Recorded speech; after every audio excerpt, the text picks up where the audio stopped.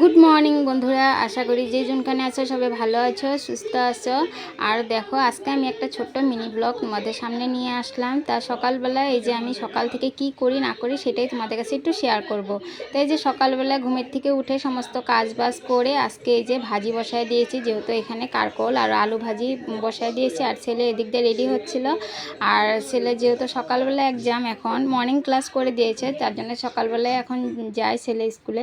আর ছেলের ব্রেকফাস্টে করে দিয়েছিলাম ব্রেড আর জ্যামস দিয়ে দিয়েছি, আর তার সঙ্গে দিয়ে দিয়েছিলাম রুটি।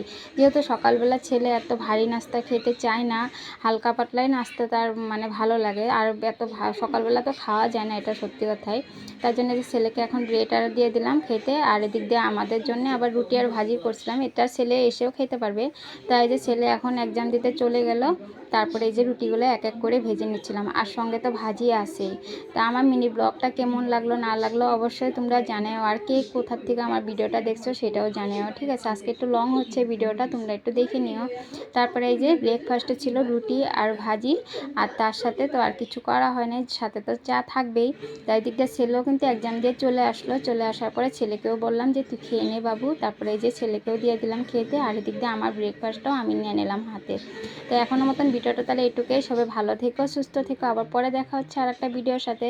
তা ভিডিওটা কেমন লাগলো না লাগলো সেটাও জানিও, ঠিক আছে। তাহলে তোমরাও ব্রেকফাস্ট করে নাও, আর আমিও ব্রেকফাস্ট এখন করে নিই। তো এখনো মতন ভিডিওটা তাহলে এটুকুই, আবার দুপুরে দেখা হচ্ছে আর একটা ভিডিও।